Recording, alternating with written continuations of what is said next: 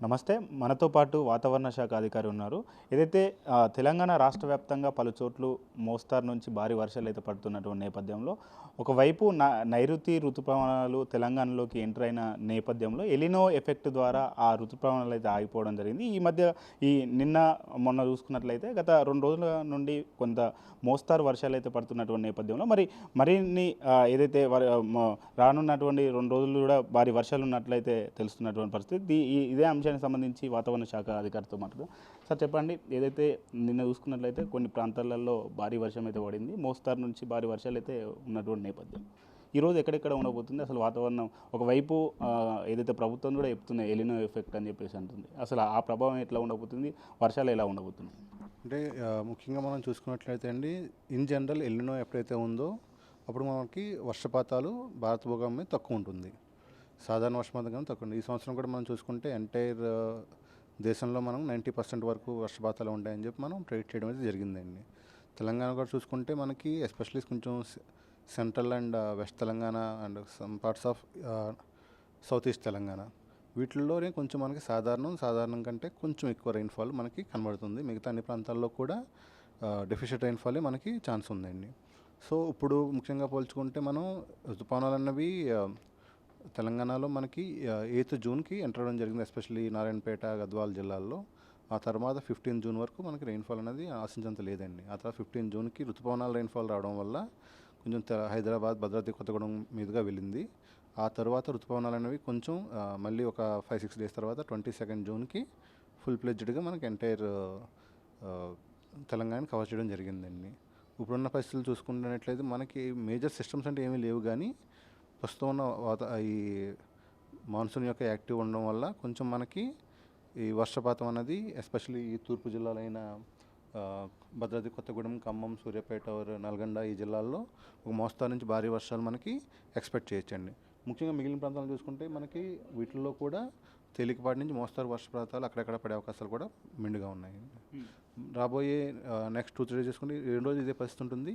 Especially 3-4 రోజుల్లో ఈ కొంచెం మరింత విస్తరించి Hyderabad city and Rangareddy, Medchal, Malkajgiri and చుట్టుపక్కల జిల్లాల్లో కూడా భారీ వర్షాలు ఒకటి రెండు చోట్ల మనకి కురిసే అవకాశాలు అయితే కనిపిస్తూ ఉన్నాయండి.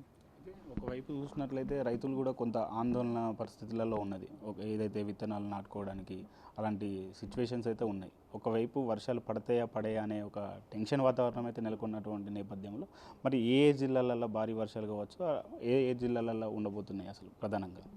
అంటే అదే చెప్తున్నాం కదా, మనం ముఖ్యంగా చూసుకున్నట్లయితే నెక్స్ట్ వచ్చే 2-3 రోజుల్లో ముఖ్యంగా ఈ తూర్పు జిల్లాల్లోనే ఎక్కువ వర్షపాతం మనకి నమోదయ్యే అవకాశాలు ఉన్నాయండి. ఎస్పెషల్లీ చెప్పడం భద్రాద్రి కొత్తగూడెం, ఖమ్మం, సూర్యాపేట, నల్గొండ జిల్లాలో చూసుకున్నట్లే ఇవాళ రేపట్లో కొంచెం భారీ వర్షాలు మనకి 1-2 చోట్ల ఉండే అవకాశాలు ఉన్నాయి.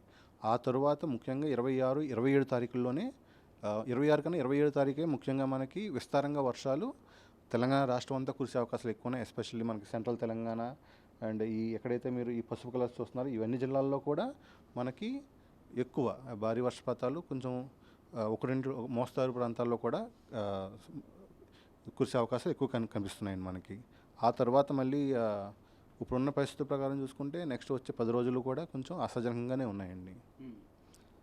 ఎందుకు అసలు దాదాపు ఒకవైపు చూస్తున్నట్లయితే ఎందుకు ఆలస్యమైంది అనుకోవచ్చు? దాదాపు జూన్ ఎంటర్ అవ్వగానే కొంత వర్షాలు పడతాయి అనే నేపథ్యంలో ఎలినో ఎఫెక్ట్ అనేది ఒకటైతే చెప్పారు. అసలు ప్రధానంగా ఎందుకు ఈ ఎఫెక్ట్ వచ్చింది అనుకో? ముఖ్యంగా మనకి వర్షపాతం రావడానికి ముఖ్యంగా కావాల్సింది వాతావరణ సిస్టమ్స్, సినాప్టిక్ సిస్టమ్స్ ఉండాలండి. అల్పపీడన ప్రాంతం కానీ, లేకపోతే ఒక ద్రోణి కానీ, లేదంటే ఉపరితల ఆవర్తనం కానీ, ఇలాంటివి మనకి ఎంత స్ట్రాంగ్గా ఉంటాయో మనకి అంత వర్షపాతాలు మనం ఎక్స్పెక్ట్ చేయొచ్చు. ప్రస్తుత పరిస్థితుల్లో మనకి గత 1-2 వారాల నుంచి చూసుకున్నట్లయితే అంత భారీ వర్షాలనిచ్చే సిస్టమ్స్ అనేవి మనకి తెలంగాణ మీదుగా ఎక్కడ కూడా అవైలబిలిటీ లేవండి. ఇప్పుడు కూడా ఈ పశ్చిమ నుంచి వచ్చే గాలులు కొంచెం వేగం పెరగడం వల్ల అవి తీసుకొచ్చే మాయిశ్చర్ వల్ల మనకి ఈ రైన్ఫాల్ ఏదో జరుగుతుంది కనిపించండి. ఎటువంటి ఎక్కువ వర్షపాతం కావాల్సిన సిస్టమ్స్ లేవు. ఆ సిస్టమ్స్ ఏమన్నా మనకు ఫామ్ అయితే లో ప్రెషర్ కానీ, లేదంటే ఉపరితల ఆవర్తనం కానీ, ద్రోణి కానీ ఏమన్నా మన తెలంగాణ మీద కొంచెం ఏర్పడితే మనం ఎక్కువ వర్షపాతాలను ఎక్స్పెక్ట్ చేయొచ్చండి. ఇంకా మనం ప్రధానంగా చూసుకుంటే హైదరాబాద్లో ఎంత వాతావరణం అంటే ఉష్ణోగ్రతలు నమోదైనాయి, వర్షాలు పడే అవకాశం ఏమైనా ఉంది? హైదరాబాద్ చూసుకుంటే మనకి బేగంపేటలో అత్యధికంగా 32.8 డిగ్రీల సెంటీగ్రేడ్ ఉష్ణోగ్రత నమోదైందండి. నెక్స్ట్ వచ్చే 2-3 రోజుల్లో ఇంకా మేము 2 నుంచి ఒక 3 డిగ్రీల టెంపరేచర్ ఇంకా తగ్గొచ్చు.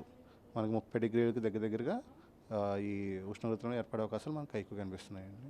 ఒకవైపు హైదరాబాదు గతంలో పడినటువంటి వర్షాల కారణంగా కొంత లోతట్టు ప్రాంతాలు ఏదైతే ఉన్నాయో మునిగినటువంటి సందర్భాలు చూసినాం.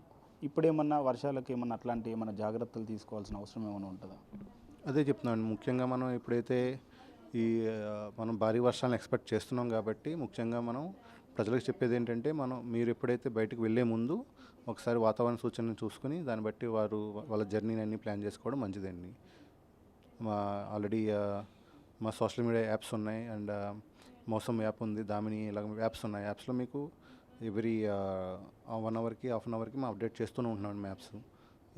మీకు ఏమన్నా అలర్ట్స్ ఇచ్చినా సరే, ఆరెంజ్ అలర్ట్స్ కానీ రెడ్ అలర్ట్స్ ఏమన్నా సరే మీకు దాంట్లో చూపిస్తారు, అండ్ మీకు you will get a message also.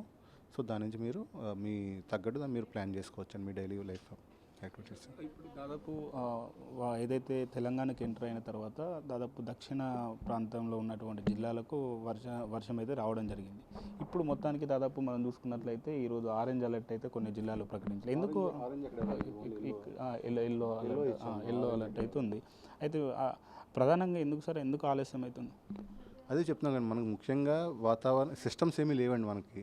ఎప్పుడైతే ఈ సిస్టమ్స్ మనకి తెలంగాణ మీదకి ఏర్పడతాయో అప్పుడు దానివల్ల మనకు వర్షపాతం ఉండే అవకాశాలు ఉంటాయి. ప్రస్తుతం అయితే ఎటువంటి వాతావరణాన్ని ఇచ్చే సిస్టమ్స్ అయితే ఎక్కడ మనకి లేవండి, దానివల్ల లేవు, అందుకని ఏం కాదు. Okay, thank you. చూసారు కదా, దాదాపు రానున్నటువంటి 2 రోజుల నుంచి వారం రోజుల పాటు వర్షాలు పడే అవకాశం ఉందని చెప్పేసి కూడా వాతావరణ శాఖ అయితే చెప్పడం జరుగుతుంది. ప్రజలు కూడా తగిన జాగ్రత్తలు తీసుకోవాలని చెప్పేసి కూడా వాతావరణ శాఖ అయితే హెచ్చరిస్తుంది. చూస్తూనే ఉండండి 4 Sides TV. కెమెరామ్యాన్ సన్నీతో లెనిన్, హైదరాబాద్.